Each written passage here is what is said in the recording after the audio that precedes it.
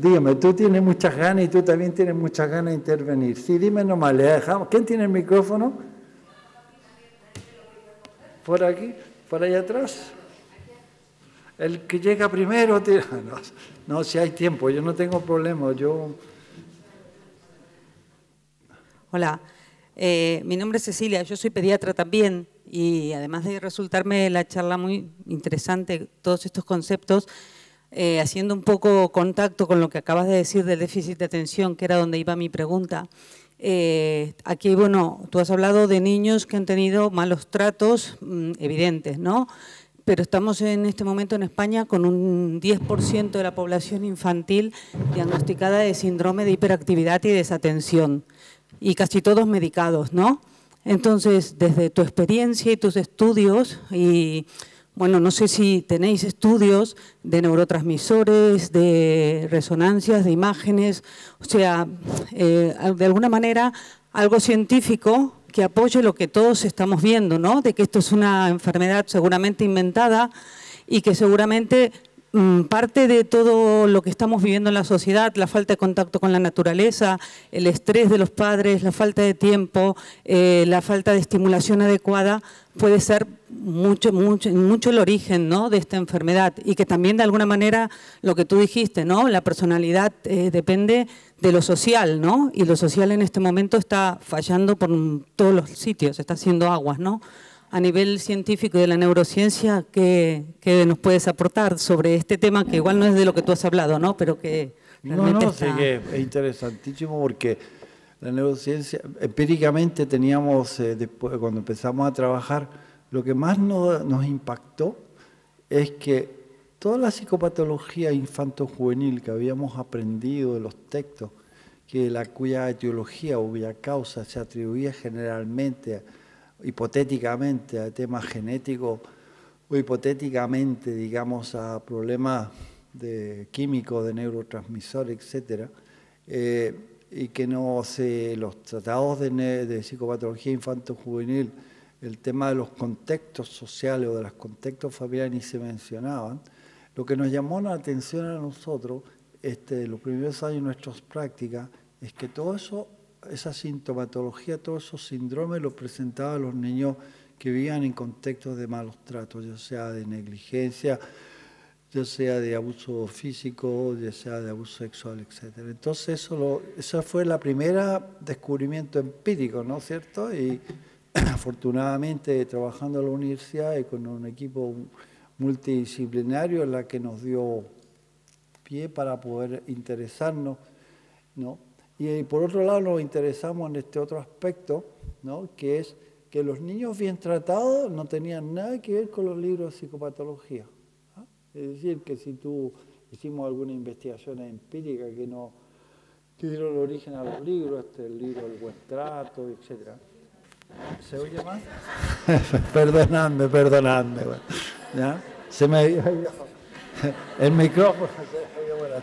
Bueno, ya. Bueno, se le da comicidad, es muy importante el humor hablando de estos temas tan dolorosos. Entonces los niños bien tratados, digamos, no tenían nada que ver con la psicopatología, ¿no? Eso es una primera constatación empírica.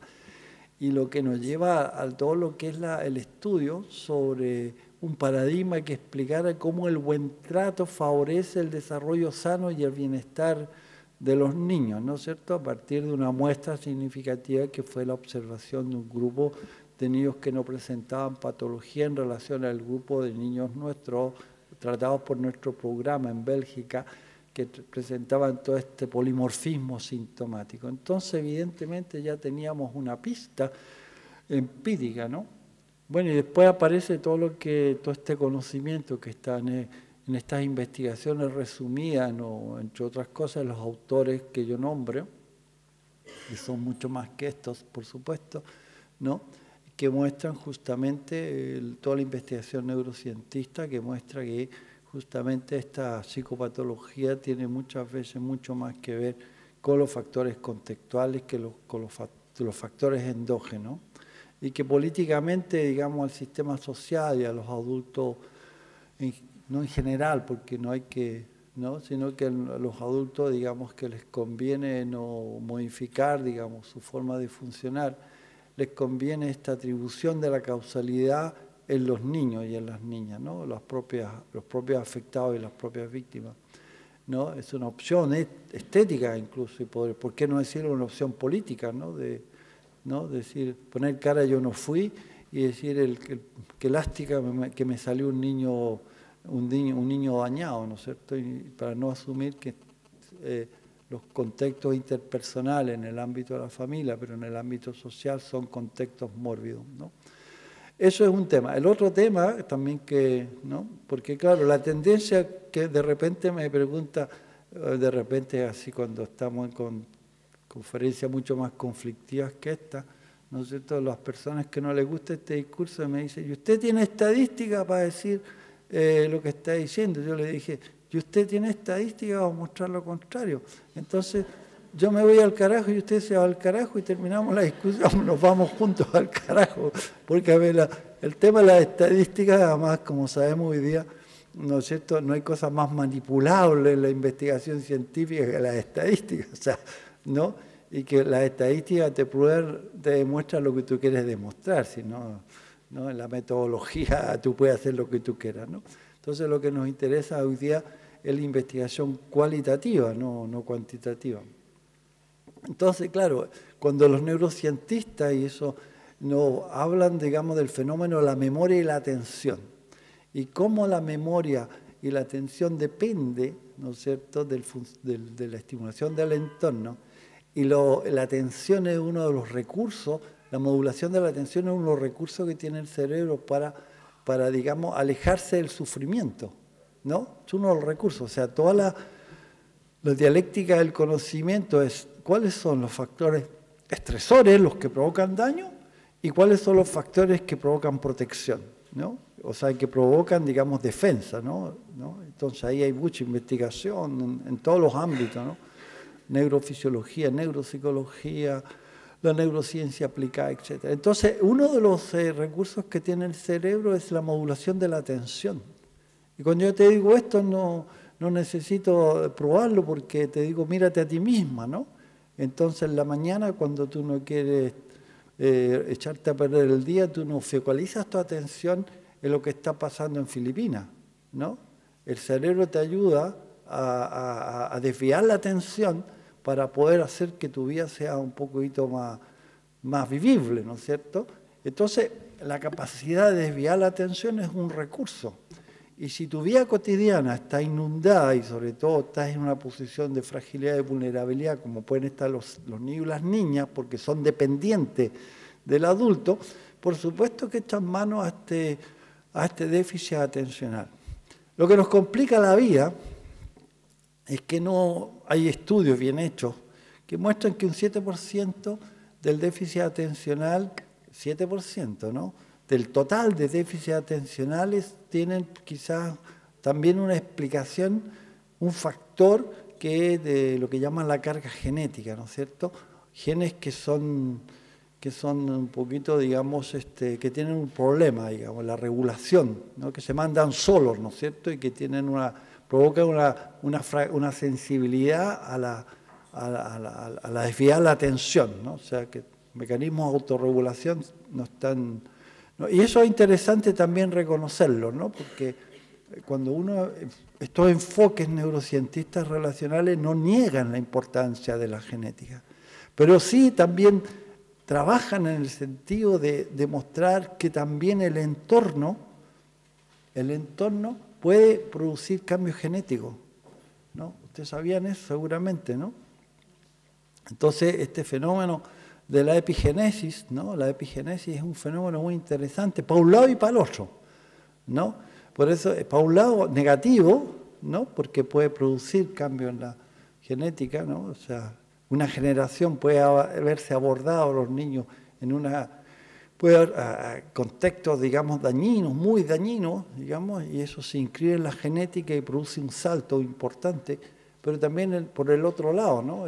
Lo que llaman los autores, entre ellos Boris Cyrulnik, habla del amor que te cura, ¿no? Los amores que nos cura, que en la constitución de la pareja y la posibilidad de procrear, ¿no?, de una genética que tiene inscrita, digamos, una experiencia psicotraumática crónica transgeneracional con una persona, con un hombre o una mujer que no ha tenido esa tragedia existencial, ahí se puede producir una modificación importante en los ADN de las crías, digamos, y que se produce una especie de curación naturalista, digamos, ¿no? Dada por la naturaleza, por este fenómeno epigenético, ¿no?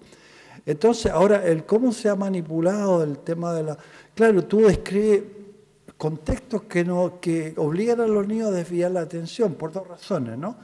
Yo me gusta mucho como lo planteas tú, pero una razón es que hay una sobreestimulación. Hay una sobreestimulación que es una sobreestimulación que no responde necesariamente a las necesidades infantiles, ¿no? La sobreestimulación. Tú y yo, no sé si tú tienes hijos, yo tengo, la mía tiene... La de la segunda camada tiene 8 años, ¿no? Y yo sé lo que significa la sobreestimulación del entorno en realidad, entre el término de la tableta y el término de la tele, el término de los videojuegos, el término de esto, que es un trabajo permanente de poder justamente resignificar el por qué dices que no, ¿no? Y por qué modulas, digamos, la tableta o le modulas la tele, por qué no le explicas todo el tiempo que lo que le están explicando a la publicidad es mentira, que es una forma de tomarle el pelo a los seres humanos, ¿no? Estás permanentemente dando una especie de lectura alternativa, porque si no, la chiquitita me la van a rayar, digamos, ¿no? Por supuesto, sí, ¿no? No tiene por qué no rayarse la pobre, si tiene porque además, como tú lo planteas muy bien, para luchar contra esa sobreestimulación, contra esa manipulación, se necesita mayor permanencia parental, ¿no? Se necesita permanencia parental o lograr una especie de asociación constructiva entre tú y las personas que te cuidan, entre uno y las personas que te cuidan la cría, cuando tú no la puedes cuidar, ¿no? Entonces el tema del rol de la escuela, la guardería, etc.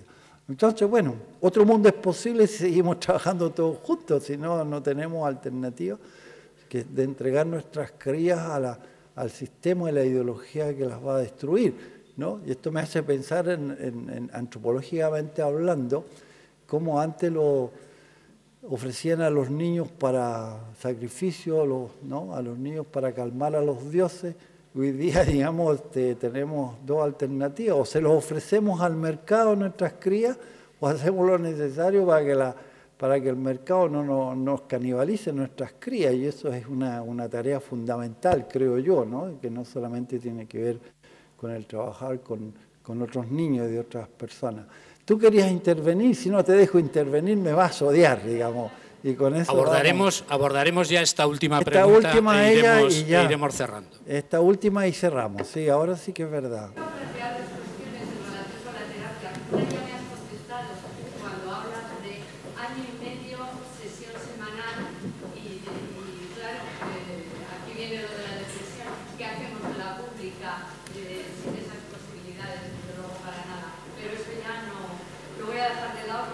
No, si te contesto.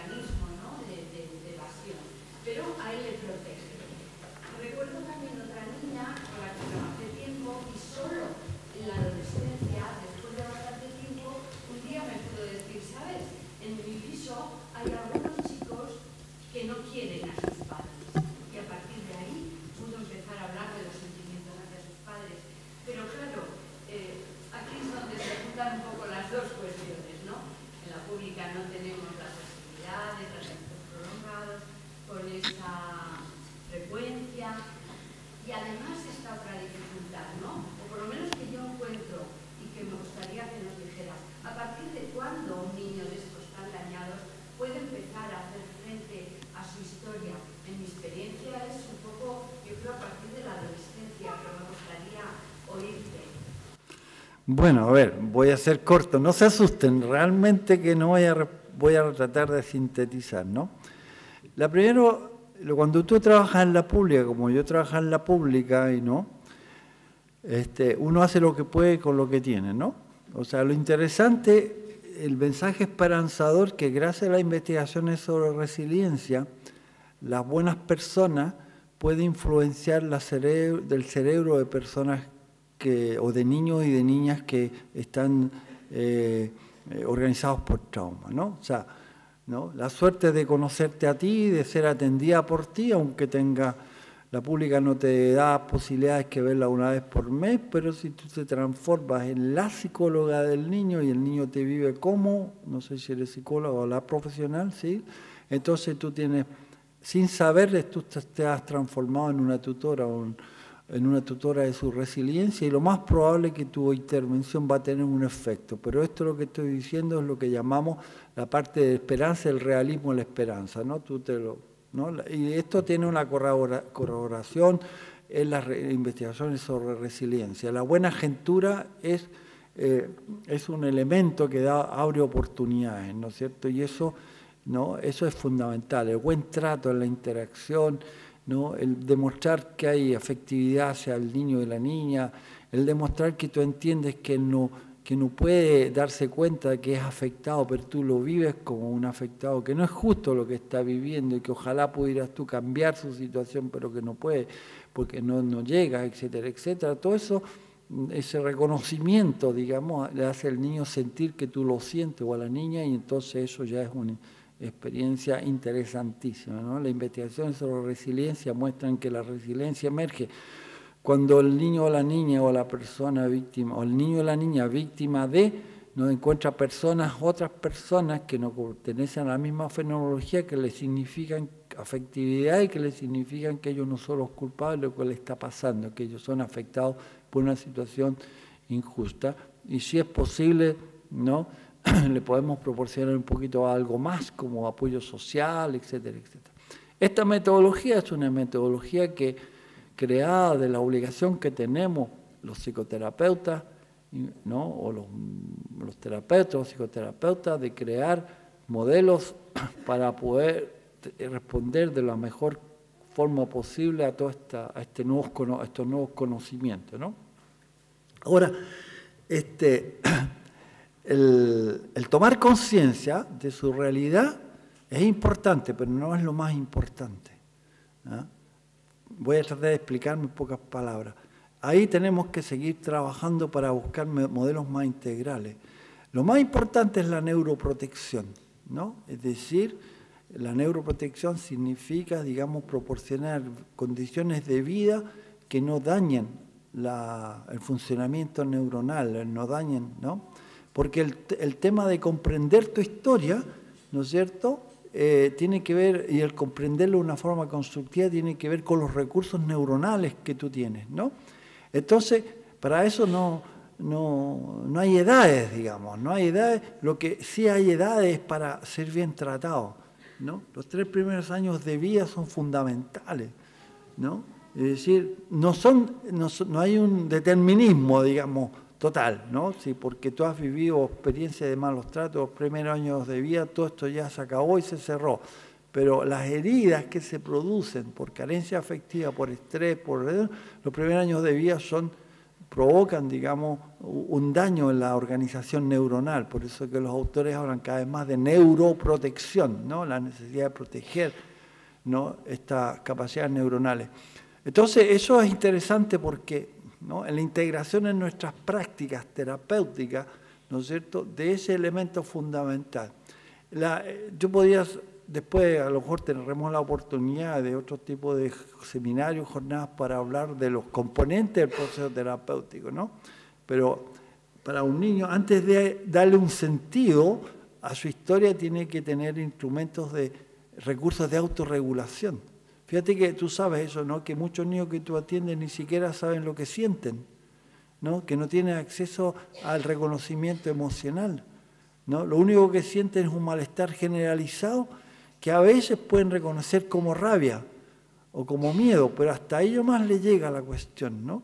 Y no saben ni cómo modular, no tienen. Entonces, es que no han tenido la oportunidad ni siquiera de sentirse ellos mismos, ¿no es cierto? Entonces hay que partir de mucho más atrás, y eso que es muy interesante, ¿no? Es decir, yo creo que la psicología ha hecho contribuciones muy importantes, pero donde se ha perdido un poco en darle demasiada importancia al tema del insight, ¿no? Sino que tenemos que también introducir todo lo que significa aportes para que el niño se conozca a sí mismo, para que se sienta, sepa lo que es estar enojado, contento, triste, etcétera, etcétera, y que se vivencie de una forma más constructiva. Bueno, les agradezco mucho el entusiasmo y el sacrificio de estar, ¿no? Y hasta la próxima vez, ¿no?